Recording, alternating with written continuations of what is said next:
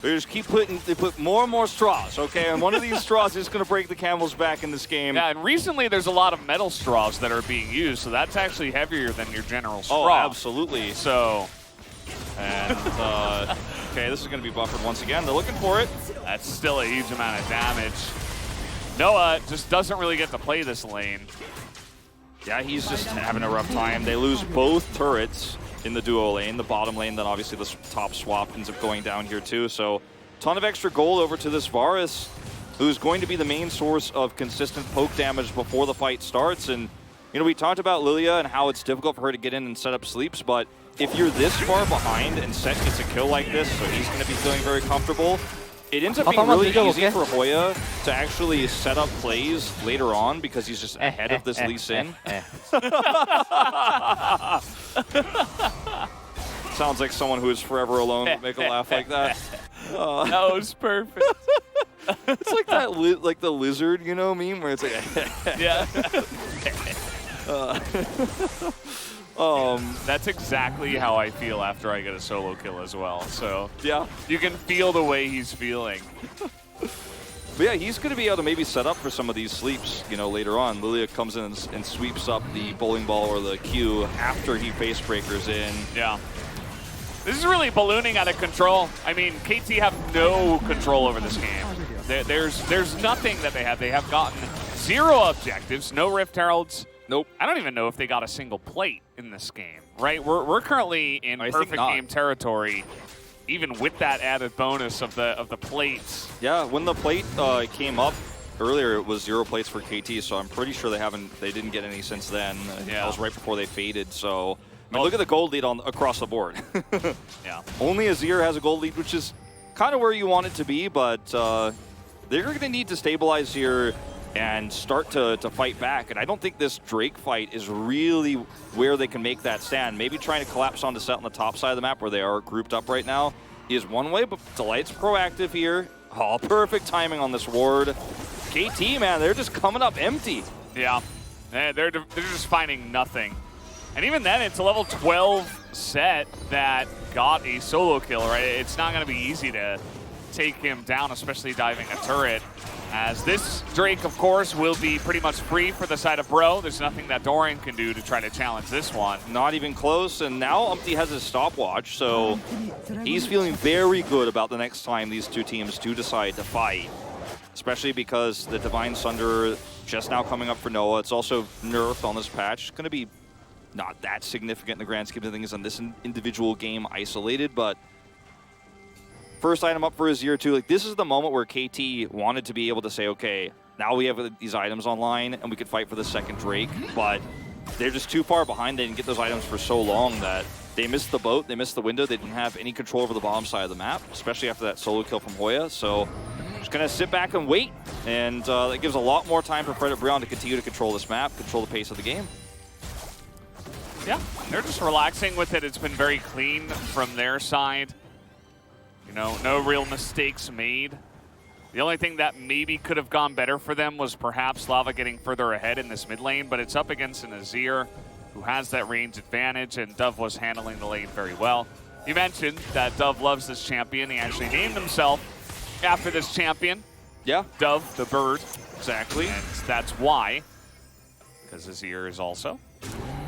And, yeah, I mean, the guy knows how to play his Azir. He's been handling it very well. It's just that so far, he's had 0 impact on the game because he hasn't been able to have any impact in this one. Yeah, it's just kind of a sit and scale kind of situation. As this is a big wraparound here from Gideon, but they just don't have enough information to continue to wrap through there and try to trap Umpty and Delight. If they knew that it was just the two of them there, I think they definitely could have looked for a play there. Gideon could have ulted the slow and then set up the follow through, but just no vision means you can't take risks like that. I think it was actually Chronicler pointed out yesterday, you know, sometimes when you're watching these games, it's like, well, it was such an opportunity, but the teams don't have perfect vision like we do, and you just don't get every opportunity when you don't have that. That's why vision control is so important. Gideon hiding himself here. Oh, okay, trying to get on in there, but look at the damage that comes out. But Doran is here. He's trying to trade one back. They will at least get Lava. for their first kill of the game. Nice stopwatch comes in. Gideon trying to be relevant here, trying to take down Umpty, but Henna is such a menace as well. It's so hard to get through this damage. The Chains of Corruption stop them in their tracks, so Bro will take another advantageous fight. There's no Baron just yet, but still just pushing even farther ahead. Yeah, Doran trying to be the hero. Small mistake there on the flash too, because he was going to die to the Ignite from Delight no matter what. And does go over the wall. I guess, you know, giving a kill over to Delight is what you could argue maybe the reason for that was, because I think he definitely knew he was dead. But watching this again, it's a really proactive play from Gideon and Dove. They're waiting, okay, do they come up here? That's why Gideon's backing this brush. Comes in, dies on top of lava, but look at the burst. The sleep gets committed to also, which buys a ton of time here. He gets another Q off, and he has the stopwatch, as I pointed out before. He's absolutely ready to skirmish right now, and they get the trap here onto Doran. He looks to trade it back and flashes over the wall, ends up going down, like I was saying. So loses his summoner spell too. He's already significantly behind Hoya right now in this game, and things are going from bad to worse here. This is exactly how you want to snowball a game as Fred Brion. You make a play that looks risky like that on the top side of the map. They commit into fight because they're desperate, and then you turn it on them. Such great engage there from Fred Brion to turn that fight. Now you've got Zhonya's up for Umpty, so he could do it again. I know it's your favorite thing to talk about, so I'm sorry for stealing the spotlight on this, but it's a pretty big deal. Well, you know, one thing I did want to talk about is we do have a couple of stopwatches on the side of KT as well. And it's at a time, as you mentioned, they got their first couple of items, or at least their first item on everybody. Now they're nearing their second item territory, and now they can begin trying to fight over Drakes. That early game lead is pretty significant for Fred Brion. But let's see if the scaling of KT can actually come into effect here. We'll see if they can try to turn it around on a big fight. You know, imagine a fight that they take into a Baron or something like that. It's not going to be easy, obviously, from behind, but a couple of stopwatches, maybe things go well. Yeah, in terms of execution, this could be your chance. Exactly. This is where the third Drake is often where the kind of split happens between early game and, like, you know, you're going to the later part of the mid game now at the third Drake, and then you're actually heading towards late game. But the lead now for Fred Brion means that KT weren't able to just kind of like go, okay, we gave up the Drakes, but we're still farming very well. We still have, you know, a great setup on the map. We have good vision. They don't have those things. And the vision in particular, oh, we're going to see the commit. Yeah, the sleep comes in. Doran, no flash here, but he's Lee Sin.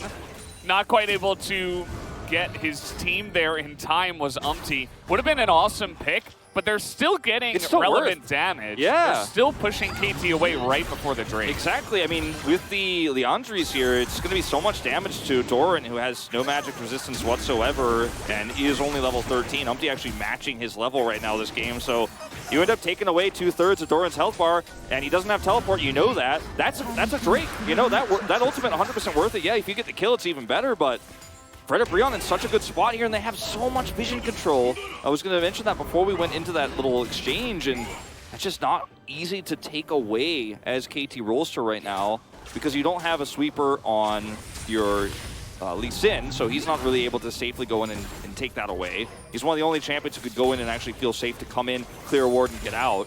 Whereas everyone else is kind of go in, and if you get caught, you're dead. So removing that vision is so difficult. I'm starting to feel like Fred Brion's approaching that 25-minute mark, where they have 8-0 currently in the LCK this season of games won when they have a gold lead at 25 minutes. Yeah, I mean, it's certainly looking good. The gold lead actually did shrink slightly even after that play, just because I suppose KT was able to farm while Bro was going with 3 members onto the Dragon. But again, now it's Dragon Soul Point. I mean, it's Ocean Soul as well. It's extremely relevant, especially for their comp, where you can just sit back as Varus, who, yeah, you have good poke with Ezreal and Azir, but guess who's got better? It's Varus, right? We even saw this yesterday between T1 and Gen G, where Ruler was on the Varus, and we were kind of laughing at how frail he looked with no help. But this time, a Varus from ahead is going to really, really enjoy that range advantage. Yeah, not to mention that they have a Set who's going to be absorbing a lot of the damage coming out from the Ezreal, so he's just going to be very happy to heal up extremely quickly. And they're actually grouping up now around this Baron. KT do not have any vision outside of the control ward in the pit itself, so they don't know where everyone is standing. Okay, there's one ward there as well to the left of the pit. But they have to respect that Fred Brion can do this if they're not grouped up because they have enough damage at this stage in the game to pull it off. It's actually crazy they back at this moment considering everything. They still have the ward in the pit, but that could be cleared so quickly. Predabrion gonna go do just that now. Need to sweep this out. Yeah, there's a lot of vision around here. I think that's why they felt safe to do it. There is that one ward on the left side of the pit, a very common one nowadays. I remember when that was first being placed, people were like, oh, that's so smart. It's like right outside of the vision of control wards and potential sweeps, but now everybody kind of checks for that. Gideon here looking for the flank, I suppose you can call it, coming out of the woodwork here, the side of the jungle. Yeah, this is why. I mean, unless KT get a huge engage now with even one Ocean Dragon and now soon to be the Ocean Soul, can you handle this Varus? I think the answer is no. Doran's flanking here. They saw him, though. They saw him, and so they can easily just make sure that he does not get the wraparound. I mean, they are kind of stuck out here, but I think they're very fine to just rotate back towards Doran. Look at all this vision. It's insane. Jonah Strong is showing this perfectly. He's like, well, we see everything. We know Lee Sin's on the top side. He has to be in one of these brushes. I wonder which. Oh, it's this one. Okay. So they're going to spot him out, but they're not confident to go for the engage just yet. Oh, imagine trying to run through this choke point around this wall into a Varus. You just are not going to be able to do it. Can't even take your Krugs for free. Yeah, I think Henna got 7 gold there. But yeah, still, I mean, he's having a lot of fun. And speaking of which, here we go. Here's the engage. They get right in there, and good luck, Gwen. You've got a Rakan right on top of you. There's nothing you can deny with that one. That's why Rakan is such a good pick in her, I suppose. We're seeing that a lot. We're seeing a lot more of LeBlanc. And that's just it. They face check a brush where they have no vision. And Bro get a couple of kills, and now it's the Baron. They just had such great vision control this entire time. And they're going to get this Baron, as you say, and Doran looking for other parts of the map to try to get value. He's taking away some Raptors right now, but KT are really just banking their hopes in this game off one Drake fight, right? If you win this Soul Point fight, or rather they're already on Soul Point, the Soul fight here for the Ocean Drake, you can get some of that gold back. You can finally get control of the map, but after you end up losing out here, you just can't stop the Baron. And the problem is that after this exchange happens too, which was really well initiated by Umpty. 야, 정비해야 돼? 아니야, 이거 계속하자. He's like, no, let's just keep 이거 pushing this. 미드라인 하면서 계속하자. 얘네가 답답해.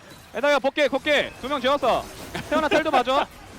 Umpty is just such a good shot caller, and then now that they have the 야, Baron 바로 buff, 먹자. it's going to give 그래, them 이거지. prio in all the lanes, and they already have vision control, but it means that there's just no way for KT, unless they group up brute force as they do here, to actually have better position on this Drake. And it allows Predabrion to push another lane and slow this down. They've got a decent amount of poke with this Lilia too. Yeah, and KT feel like sitting ducks here. They do have Doran with the ward on the bottom side, so they see Hoya, but he doesn't even care. He's just going in 1v5 while his team takes down the Drake. He did more damage to KT than they did to him. And now let's see if we can get this fight. Nope, it's not going to happen. The Ocean Soul will be Bros, and this will be their fight unless Noah can pull off some huge heroics alongside a Dove. They have nice damage, but not nearly as much as Predabrion. And this is looking like an absolute stomp at this point. The Ocean Soul and pretty much everything they could want.